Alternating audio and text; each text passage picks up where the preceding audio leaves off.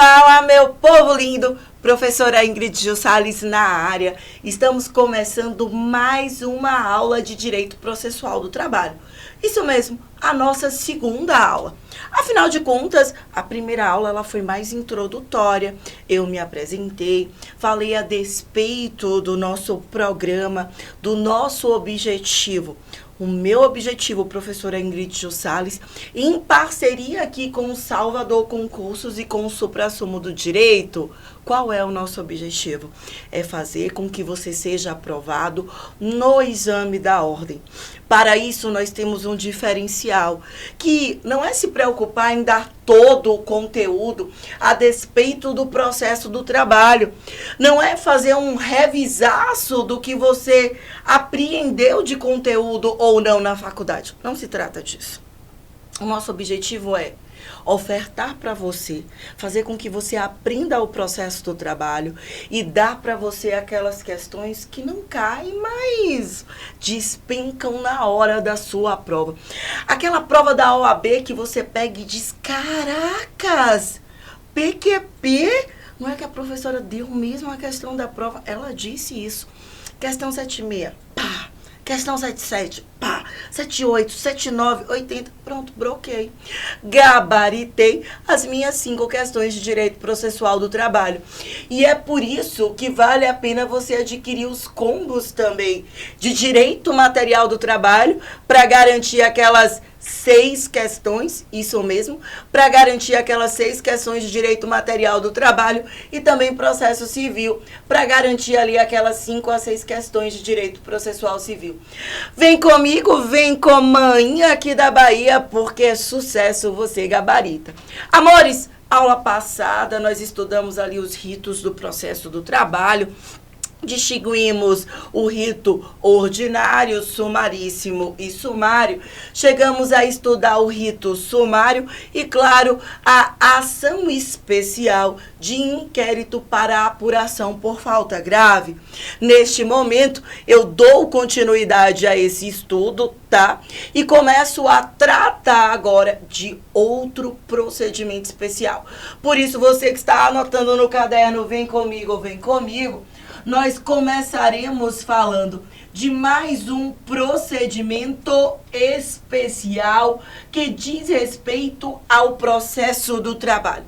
Esse procedimento especial tem tudo para cair na sua prova. Tem tudo para cair porque minha prova? É novo. É novo porque adveio com a reforma trabalhista. Lembra? Reforma trabalhista?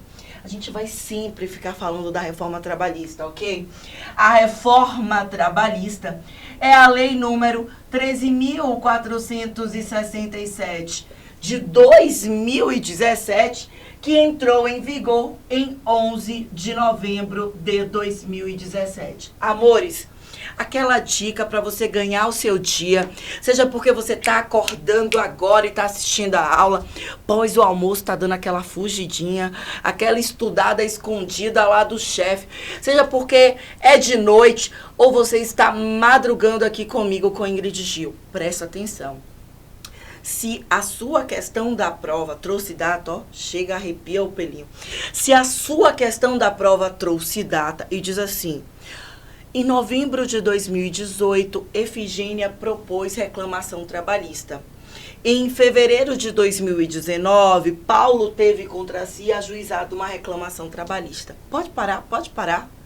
Qualquer mês e ano que seja, olha para o quadro, que seja posterior a novembro de 2017, a 11 de novembro de 2017, significa sim, tá? Que a sua prova vai cobrar um conteúdo oriundo da reforma trabalhista. Isso quer dizer, ou um conteúdo que fora trazido com a reforma trabalhista, tá? Que é novo, que surge com a reforma trabalhista, ou um conteúdo que foi alterado pela reforma trabalhista. Já existia, mas agora ele sofreu uma nova acepção. Tranquilo até aqui? Ok. Um desses conteúdos é o de procedimento especial. Ele surgiu com a reforma trabalhista. Bebê, a gente está falando da jurisdição voluntária. Vem comigo, você vai anotar jurisdição voluntária. Isso mesmo. Jurisdição voluntária, também conhecida como um procedimento especial de acordo extrajudicial. Onde é que eu encontro a jurisdição voluntária? Me salva. Relaxa, você está comigo. Você vai abrir a sua CLT, não me enrole, hein? Lembra do que a gente combinou? Eu falo daqui, você abre a sua CLT daí e me acompanha. Ela está prevista nos artigos 855B, presta atenção, 855C, 855D e 855E da sua CLT. Repete, repito. Se liga, meu povo. 855B, 855C, 855D e 855E da CLT. Jurisdição voluntária. A jurisdição voluntária eu já tinha antes da reforma trabalhista, não. A jurisdição voluntária, ela nasce no processo do trabalho com a reforma trabalhista. Agora, mais do que entender quando ela surge, você precisa compreender do que se trata a jurisdição voluntária. Que zorra é jurisdição voluntária? Amores, jurisdição voluntária nada mais é do que um acordo, a celebração de um acordo. Jurisdição voluntária significa que as partes vão transacionar. Significa que as partes vão celebrar um acordo. Isso quer dizer que não existe lide, não existe briga, não existe controvérsia. Quando eu estou diante de um procedimento de jurisdição voluntária, não existe, olha para mim, Ingrid Gil reclamando em face do seu empregador. É Ingrid Gil e empresa alfa. Não existe réu, não existe reclamado. Eu tenho duas partes autoras. Por que minha Porque eu não tenho briga, eu não tenho lide. Elas estão de comum acordo. Amores, olha que interessante, né? Por falar em transacionar. Eu estava uma vez com um cliente, eu disse assim, olha, não se preocupa que eu estou transacionando com o doutor fulano de tal. Imagine aí o que foi que ele entendeu. Pois é, exatamente isso. Daqui que eu explicasse que transacionar não vem do verbo, daquele ato de realizar o ato sexual, o que ele estava achando? Pois é, que eu estava nhanhando com o advogado da parte contrária. Aí eu fui explicar, não, olha, transacionar no direito significa dizer que a gente está tentando fazer um acordo. Ah, tá, doutora, fiquei até preocupada. E isso na época eu era casada, então imagine a situação. Nós, do direito, vocês vão perceber isso quando estiverem advogando, daqui a pouquinho e forem meus colegas, nós temos que ter um linguajar, que é o linguajar jurídico para tratar perante operadores do direito, de operador para operador, advogado magistrado, advogado promotor, advogado ali, o outro advogado causídico, e claro que teremos que ter também aquele linguajar que é estabelecido entre o advogado e o cliente, aquele leigo, aquele que não entende o linguajar jurídico. Fui eu falar transacionar, isso me gerou o maior problema. Amores, brincadeiras à parte, jurisdição voluntária, eu quero que você entenda uma coisa. Quando eu estou diante da jurisdição voluntária no processo do trabalho, eu estou diante de um acordo extrajudicial. Anota isso, tá? Anota. Eu estou diante de um acordo extrajudicial. Isso quer dizer que na jurisdição voluntária, esse acordo, ele nasce extrajudicial. Ele nasce extrajudicial, mas ele será concluído judicialmente. Então, ele nasce extrajudicial, mas a sua conclusão se dará na seara judicial. Se dará na seara judicial. Como, minha pró? Ele nasce extrajudicial. E aí, vai dizer a sua CLT que nasce com uma petição. Uma petição que é uma petição de acordo extrajudicial. Mais importante é quem assina essa petição de acordo. Meus amores, diz o seu 855B que obrigatoriamente, preste atenção na minha palavra, obrigatoriamente deverão assinar essa petição de acordo extrajudicial o empregado, anote isso. Quem é que deve assinar? O empregado, o empregador e o advogado. Olha que exceção.